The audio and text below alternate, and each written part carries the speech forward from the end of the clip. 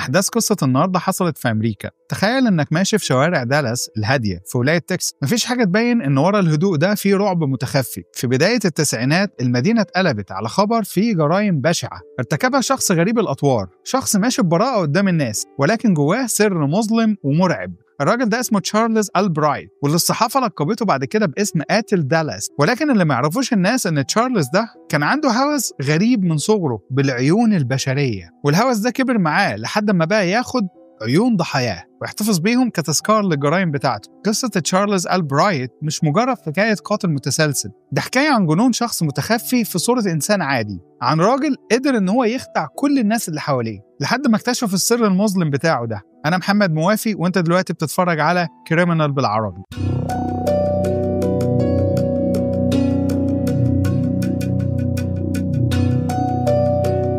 تشارلز فريدريك ألبرايت اتولد في مدينة أماريلو في ولاية تكساس يوم 10 أغسطس سنة 1933، وبعد ولادته على طول أمه قررت إن هي تتخلى عنه للتبني، وده حصل لما كان سنه لسه 3 شهور فقط. ولما كان عنده 3 شهور بس اتبنته عيلة تانية، العيلة دي اسمها فريد وديل ألبرايت. حياة تشارلز مع العيلة دي ما كانتش سهلة خالص، أبوه وأمه اللي اتبنوه كانوا ساعات بيعدوا الحدود في التربية بتاعتهم ليه، خصوصاً أمه بالتبني اللي كان اسمها ديل. كانت بتتعامل معاه بطريقة قاسية وغريبة جدا، كانت بتجبره إن هو يلبس فساتين ويلعب بالعرايس كأنه بنت صغيرة. ولما كان لسه طفل رضيع وقبل ما يكمل سنة واحدة بس، أمه بالتبني دي عاقبته بطريقة قاسية جدا، وده بس عشان عض شريط القياس اللي كانت بتقيس بيه اللي هو المتر، وحبسته في أوضة ضلمة لوحده وسابته ومشيت. وفي أوقات ما بيكونش عايز ينام فيها كانت بتربطه في السرير لحد ما ينام غصب عنه. وحتى وقت الرضاعة بتاعته لو ما شربش اللبن بتاعه زي ما هي عايزة كانت بتضربه بدون أي رحمة لحد ما يخلص لبن الرضعة بتاعته. ومع إن عقاب أمه بالتبني كان غريب وقاسي في أوقات كتيرة جدا،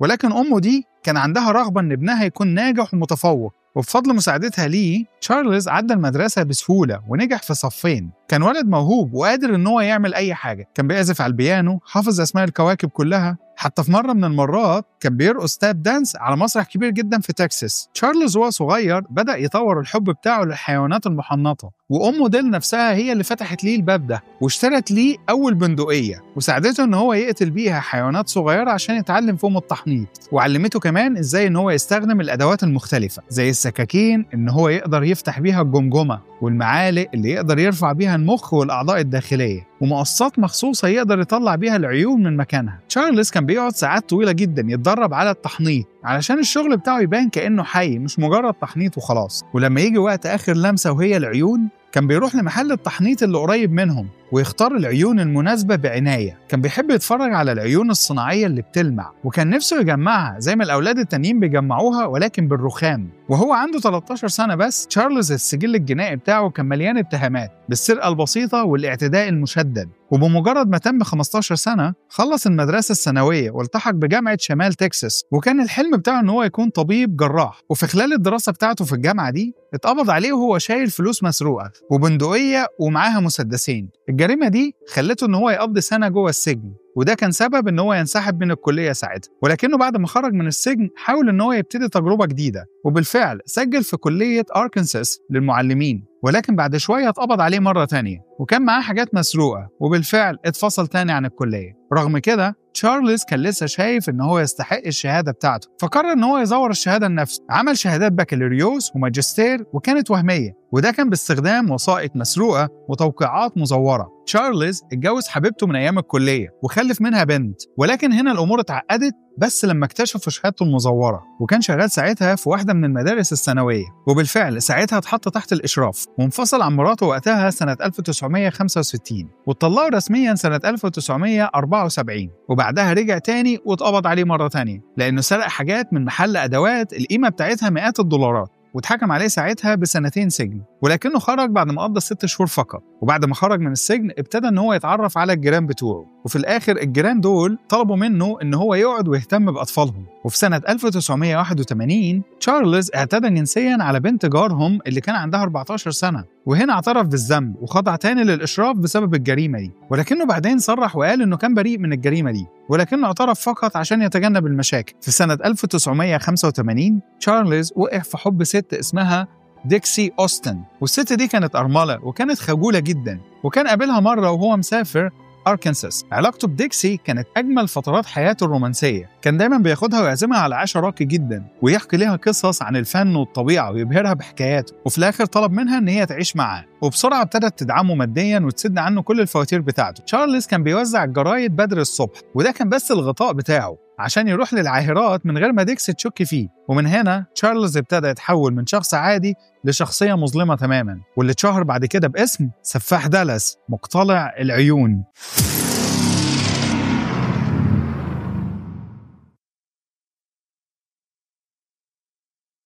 أول ضحية ليه كانت ست اسمها ماري لو براوت، وكان عندها وقتها 33 سنة. الست دي لقوها ميتة على حدود مدينة DC2 جنوب مدينة دالاس في ولاية تكساس سنة 1990. الست دي كانت لابسة قميص على صدرها بس، وجسمها كله عريان، وعينيها مقفولين، وجسمها ووشها مليانين كدمات، وده بيدل ان القاتل اعتدى عليها قبل ما يقتلها. واحد من سكان الحي اللي حصلت فيه الجريمه دي كان خايف جدا لدرجه انه جاب قماش من جوه البيت بتاعه وغطى بيه الجثه دي. ولما وصلت شرطه دالاس لمكان الحادث، الضابط عرف ان الضحيه على طول هي ماري براوت، لانها كانت عاهره وكانت شغاله في فندق اسمه ستار في اوك كليف. وبما ان اللي شغالين في المجال ده ساعات بيطلبوا الشرطه بسبب الزباين المشاغبين ليهم، فحالات قتل حد من الناس دي كانت نادره جدا، خصوصا حد زي ماري اللي كانت محبوبه جدا. ملف ماري اتحول لواحد من اذكى محققين دالاس، وهو اسمه جون وستافلان. الجريمه اتسجلت ان هي حاله لجثه مرميه، وده نوع من اصعب القضايا المعروفه، لان الضحيه اتقتلت في مكان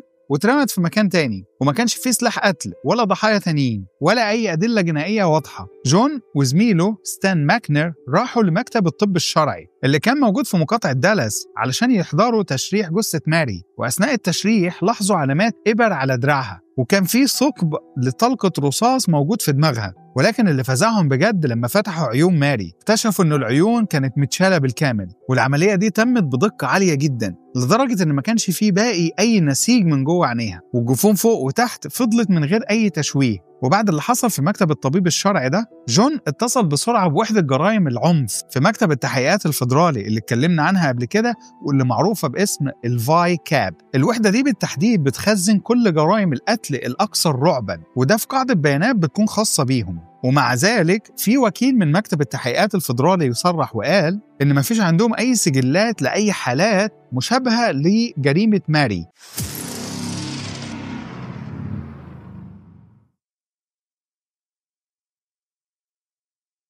وفي شهر فبراير سنة 1991 لقوا جثة سوزان بيترسون، ودي برضو كانت فتاة ليل، وكانت لسه شابة صغيرة، كانت لسه عندها 27 سنة، ولقوها مرمية في نفس الشارع اللي كانت مرمية فيه ماري، وده كان بره حدود مدينة دالاس. صدرها عريان وبرضو عينيها مقفولين بنفس الطريقة بالظبط اللي كانت عليها ماري، ولكن المرة دي مضروبة بالرصاص في ظهرها وراسها وكتفها الشمال. المحقق لاري أوليفر استلم ملف قضية سوزان، والمحقق ده ما كانش يعرف أي حاجة عن جريمة ماري اللي كانت من شهرين، واكتشفوا إن اللي حصل في سوزان هو نفس اللي حصل في ماري بالظبط. ولما راح أوليفر يشوف الطبيب الشرعي، لقى إن عيون الجثة برضه متشالة بالكامل.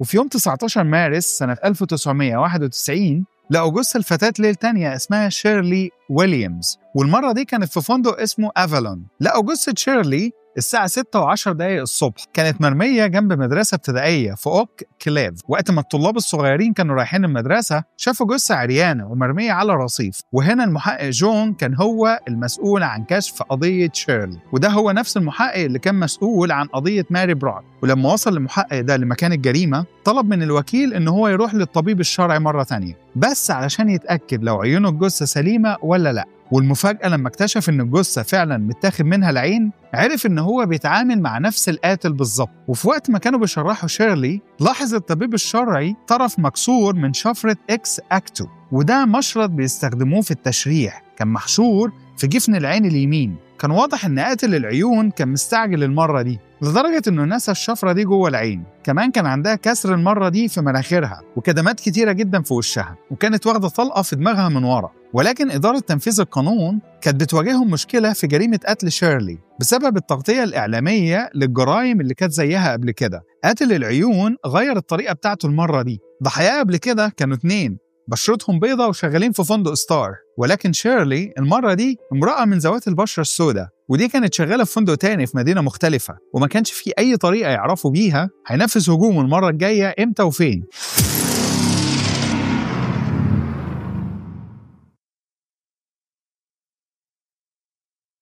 تشارلز ألبريت اتحدد كمشتبه بيه في الجرائم دي، وده كان بعد ما واحدة ست بلغت الشرطة وقالت إن هو كان يعرف ماري برات الضحية الأولى ليه، وكان مشهور في وسط العاهرات إن هو عنده هوس غريب بالعيون. وبعد كده كتير من فتيات الليل طلعوا وقالوا وبلغوا الشرطة إن تشارلز كان دايماً يهاجمهم، وده خلى الشرطة عندها شكوك قوية فيه، وقدروا إن هم ياخدوا الإذن بتفتيش بيته. ولما وصلوا البيت بتاعه المحققين لقوا مسدس عيار 44 ومعاه كذا سكينة ومشرط من نوع إكس أكتو، وفي قناع لونه أحمر. غير كده اكتشفوا كتب كتير جدا عن قتلة متسلسلين وعرايس كتير متشال منها العيون بتاعتها. المشكلة بقى إن المسدس اللي لقوه ما طلعش هو نفس السلاح اللي كان بيستخدمه في الجرائم اللي قتل بيها ضحاياه قبل كده، ولكن في نفس الوقت لقوا شعر متطابق مع شيرلي الضحية بتاعته الأخيرة، وده كان على البطاطين بتاعته وجوه المكنسة الكهربائية. وبناء على الأدلة اللي اتقدمت ضده الشرطة قبضت على تشارلز ألبرايت واتهموه في كل جرائم القتل الثلاثة، وكمان في قضية قتل روندا بوي اللي ما كانتش لسه اتحلت من سنة 1988. وبدأت محاكمة تشارلز ألبرايت المعروف باسم قاتل دالاس في يوم 2 ديسمبر سنة 1992. وبما إن ما كانش فيه أدلة قوية ضده اعتمد الادعاء بشكل كبير على شعر الجثث اللي ربط ألبرايت بالجرائم الثلاثة اللي حصلت دي، وكمان التحاليل الجينية ربطته بقتل روندا بوي، ولكن التهمة دي اتشالت عنه في الآخر بسبب غياب الأدلة الكافية. وبالفعل تمت إدانة تشارلز ألبريت بقتل شيرلي، ودي كانت آخر فتاة ليل من الثلاثة اللي اتقتلوا، واتحكم عليه بالسجن مدى الحياة. المحامي هنا حاول يستأنف الحكم علشان نقص الأدلة، ولكن الاستئناف هنا اترفض. تشارلز اتحجز في وحدة جون مونت فورد النفسية لحد ما مات وهو عنده 87 سنة، وده كان سنة 2020. ولسه لحد النهاردة السؤال موجود، هل هو فعلا القاتل الحقيقي والمسؤول عن جرائم القتل الثلاثة دول، ولا سفاح دالاس مقتلع العيون لسه مجهول؟ ولكن المؤكد ان المصادر الرسمية قالت ان تشارلز فضل مهووس بالعيون البشرية لحد آخر يوم في حياته. انت دلوقتي كنت بتتفرج على كريمنال بالعربي، البرنامج اللي بيجيب لك أبشع القصص عن قضايا مقفولة وقليل جدا نتكلم عنها. لو عجبتك الحلقة ما تنساش تعمل لايك وسبسكرايب، وروح شوف الحلقات اللي فاتت واستنانا في الحلقات اللي جاية، وسيب لنا رأيك في كومنت عن الحلقة دي، أو لو حابب تقترح لينا قصة معينة وحابب ان احنا نتكلم عنها سيب لنا تعليق عنها في قسم الكومنت. شكرا ليكم.